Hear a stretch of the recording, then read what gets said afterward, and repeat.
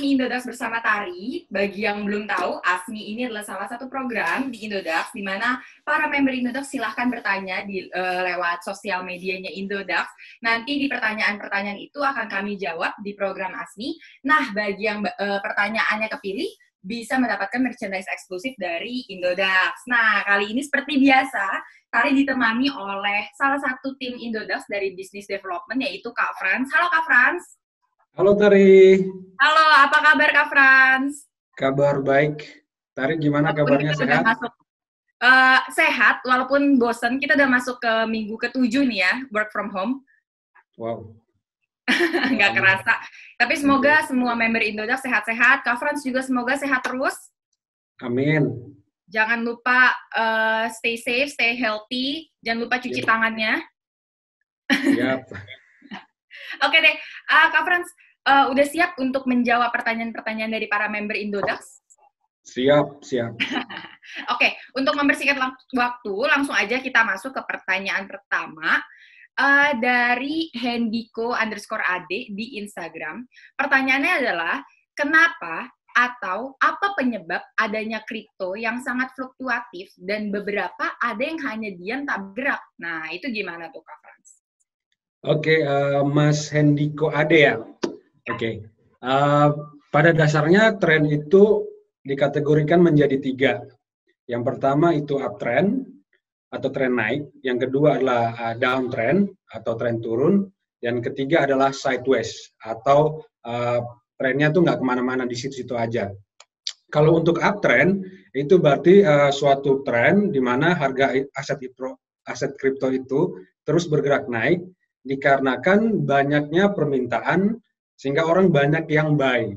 Nah, di situ kita bisa lihat di candle chart itu warnanya berubah jadi hijau dan terus naik. Kalau misalkan downtrend itu suatu tren di mana harga aset kripto itu turun ntar. Jadi harganya itu bergerak turun dikarenakan banyak orang yang sell, banyak orang yang jual. Bisa dilihat di layar atau di advance chart-nya itu warna candle-nya itu berubah menjadi merah. Kalau sideways itu kondisi di mana permintaan sama penawarannya ini itu sama-sama banyak. Memang ada perubahan harga tapi tidak signifikan. Jadi bisa dilihat di advance chart itu chart-nya itu bergerak datar. Gitu. Oke. Jadi tergantung bisa kita lihat dari candlestick-nya ya. Yep. Oke. Sip, terima kasih banyak Kak Frans atas jawabannya. Semoga Kak Hendiko_AD semoga terjawab pertanyaannya, dan terima kasih sekali untuk pertanyaannya karena Kak Hendiko_AD mendapatkan merchandise eksklusif dari Indodax. Nah, langsung ke pertanyaan kedua kali ya, Kak? Silakan, Tari. Oke, pertanyaannya ada dari IRVN DRN DM20 dari Instagram. Nah, pertanyaannya adalah, cara money management yang baik dalam trading itu seperti apa? Apakah ada perhitungan khusus? Nah, gimana tuh, Kak? Oke, ini pertanyaan dari Mas @Irfan DM20 ya? Oke. Ya. Untuk money management dalam trading itu ada, dan kalau para trader profesional itu pasti menggunakan metode ini, di mana money management yang baik dalam trading adalah bagaimana kita mengetahui seberapa besar resiko yang dihadapi ketika bertransaksi. Jadi kita harus hitung nih resikonya ketika kita melakukan trading. Nah, manajemen resiko itu sendiri ada beberapa tar. Yang pertama itu resiko total ekuitas. Nah, setelah modal trading ditentukan, maka seorang trader harus menentukan berapa margin yang akan digunakan untuk bertrading. Semakin besar margin atau volume trading, maka resikonya itu akan semakin besar. Jadi kalau misalnya kita mau volume tradingnya gede, jadi resikonya otomatis juga gede. Nah, rumusnya adalah resiko total ekuitas sama dengan volume trading dibagi modal trading dikalikan dengan 100%. Nanti kita bisa lihat berapa total resiko total ekuitas dari trading tersebut. Nah, yang kedua ada yang namanya risk reward ratio. Nah, untuk risk reward ratio ini rasio yang digunakan untuk membandingkan potensi profit dan risiko loss, yang mana hal ini bakal diterima pada saat melakukan kegiatan trading. Sehingga pada manajemen ini seorang trader harus bisa menentukan parameter cut loss dan target profit pada saat dia masuk ke marketnya. Contohnya misalkan seorang trader menentukan risknya 1/3. Maka pada saat trader tersebut melakukan open position di harga misalkan di harga BTC 100 juta dan memasang target profit, dia akan memasang target profitnya itu di 130 juta dan parameter cut loss-nya itu di harga 90 juta. Jadi kalau misalkan di harga 130 juta, dia langsung take profit saat itu juga. Dia nggak akan tunggu sampai harganya naik dan sebagainya. Begitu pula juga kalau misalnya harganya turun, dia akan langsung cut loss di harga 90 juta gitu. Dia nggak mau sampai turun terus gitu. Seperti itu, Tar. Jadi ada dua tadi. Yang pertama ada risiko total ekuitas, yang kedua ada risk reward ratio. Reward ratio, oke, mantap. Terima kasih Kak Franz atas jawabannya. Semoga dari KIRVNDM20, semoga pertanyaannya terjawab. Dan terima kasih atas pertanyaannya. Selamat mendapatkan merchandise eksklusif dari Indodax. Selanjutnya kita masuk ke pertanyaan ketiga. Ini pertanyaan yang paling sering ditanyakan dan seru banget nih Kak Franz. Jadi, pertanyaannya dari Kak Erik Kurniawan dari Twitter. Pertanyaannya adalah, bagaimana cara menganalisa untuk mengetahui apakah token itu reg atau moon? Nah, banyak banget nih Kak Franz yang suka bahas to the moon gitu. Coba, silahkan gimana Kak Franz cara menganalisanya? Oke, bagaimana cara kita bisa tahu bahwa token itu bisa moon atau tidak? Caranya ada dua cara, Tar. Namanya analisis fundamental, yang kedua analisis teknikal. Nah, analisis fundamental ini, pertama yang dilakukan oleh trader adalah dia harus tahu koin yang dia beli itu teknologinya apa. Jadi caranya dia harus baca white paper-nya dulu, dia harus tahu benar-benar. Kayak kita kalau mau beli sayur, pasti kita harus cek dulu dong sayurnya fresh atau tidak. Nah, kayak gitu sama kalau kita mau beli kripto, kita harus cek dulu kualitas dari kripto itu bagus atau tidak. Nah, contoh kayak Bitcoin, orang pasti udah tahu banyak tentang Bitcoin, ini fundamentalnya bagus kayak gitu. Nah, ini bisa jadi salah satu patokan untuk bahwa koin ini pasti suatu saat bisa moon. Nah, yang kedua adalah menggunakan analisa teknikal. Nah, ini biasanya dilakukan oleh para trader profesional karena mereka bisa menganalisa chart dari trading tersebut. Nah, kalau kita kembali lagi ke pertanyaan yang pertama tadi, jadi mereka menganalisa beberapa tren dari market. Ada uptrend, ada downtrend, ada sideways. Nah, di mana posisi yang pas untuk kita buy? Nah, posisi yang pas untuk kita buy pada saat suatu coin itu mulai ancang-ancang ke uptrend. Jadi ketika mulai uptrend, nah di situ tuh posisi yang pas untuk kita buy dan supaya kita nggak ketinggalan momen dan kalau misalnya token itu moon, kita bisa langsung take profit. Seperti itu. Mantap. Oke, jadi ada dua teknis analisis ya, Kak. Ya. Jadi ada analisis teknik, yang kedua ada fundamental.